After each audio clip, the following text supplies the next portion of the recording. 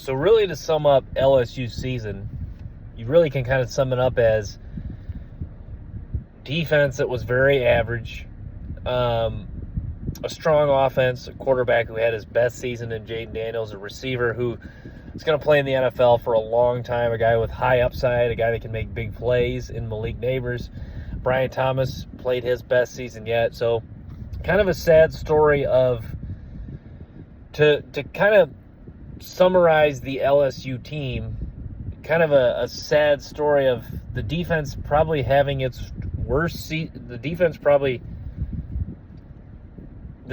being probably as bad as it possibly could be, and the offense being about as good as it possibly could be.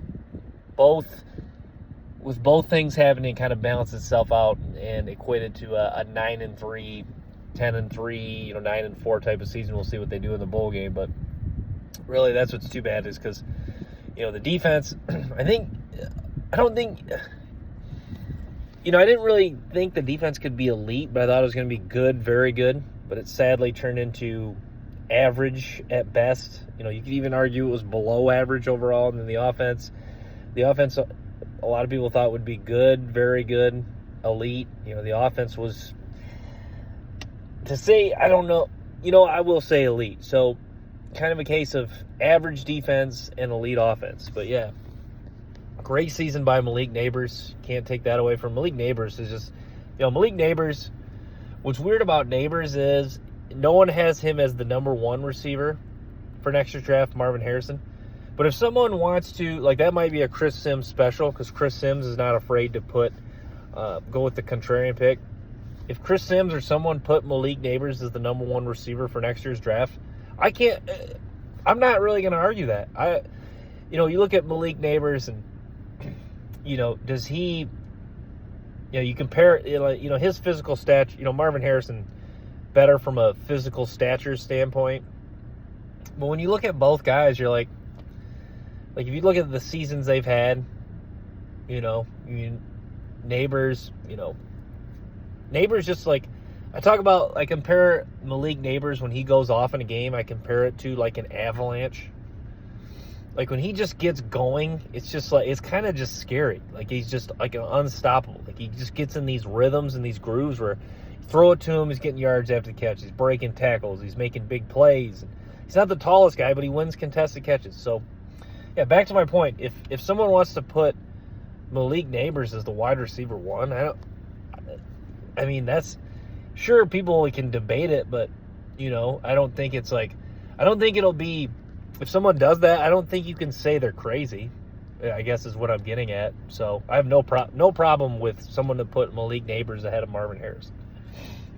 But yeah, Harrison's really good. Harrison's been talked about as the number one guy for a long time. But yeah, Malik Neighbors going to be a very good, bottom line, whether Malik Neighbors is the first receiver off the board, second receiver off the board, third receiver off the board, he's going to be a really good player in the National Football League for a long time, and he's had such an excellent season this year. And even in this last game against Texas A&M, and you think about Brian Thomas is really good. Kyron Lacey had some games where he flashed, but just wasn't consistent, even though he's a really solid receiver too. Wide receiver also, I should say, and it's more the wide receiver 3 on this team. But you look at, I don't think.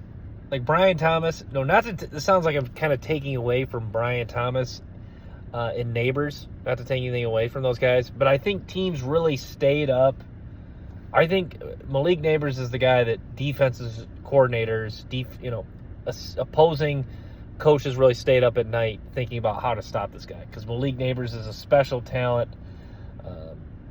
He's, I guess, we'll move on to talking about something else. But yeah, bottom line, he's going to be a really good receiver for a long time. So big fan of Malik Neighbors' game. Stud, beast, monster. Really like Neighbors. But yeah, the defense is too bad. I always think about a guy like Savion Jones was a disappointment. Savion Jones, he was a guy that we were just, like others on this LSU defense, but people were just almost begging for him to take that next step. He just never did. Mason Smith, Mason Smith, to me, maybe this was just a year where you kind of give him a mulligan because he was working his way back from an injury.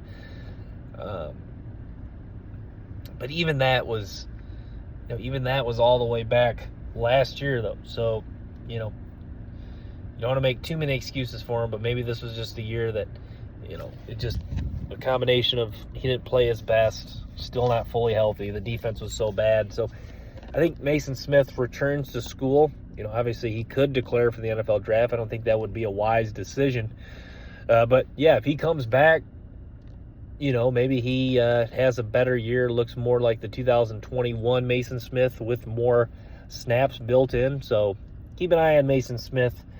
If he's a guy that chooses to return or a guy that chooses to declare for the NFL draft. But yeah, I think, he's always a guy where it'd be interesting to what he would compare to. Mason Smith, talk about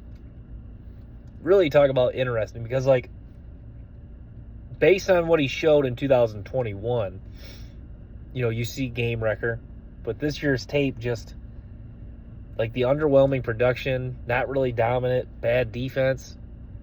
I think you'd really be, he'd be one of those guys who'd probably slip, late second, third, even fourth round, and you kind of be team drafting him it'd be one of those teams where you're saying to yourself, can we get the 2021 version of Mason Smith? Can we get that guy?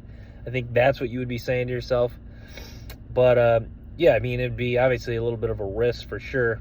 But one of those picks where, third, fourth round, that's, it might be a swing and a miss, but also you also might get the guy you might get the guy, the 2021 version of Mason Smith, and that guy I think could be dominant in the NFL. So which Mason Smith would you get if he chose to declare? But that's kind of a little off topic because we're just talking LSU here, but it is an interesting question of, Mason Smith's projection to the NFL. So I guess that is relevant to LSU in the sense that if he does project well to the NFL, maybe he does choose to declare. Yeah, Logan Diggs was good. LSU offensive line, really good this year. It's cool they got Zealand's heard some snaps. They got some young guys, some snaps. Yeah, the secondary, boy, think about, the defense, almost kind of the worst case scenario. The secondary was about as, almost, what's the term, almost what can go wrong will go wrong. That was kind of the case of the LSU secondary. So really too bad there. But yeah, LSU, kind of a case of just average, elite offense, average defense kind of played itself out to equate to a 9-3 season.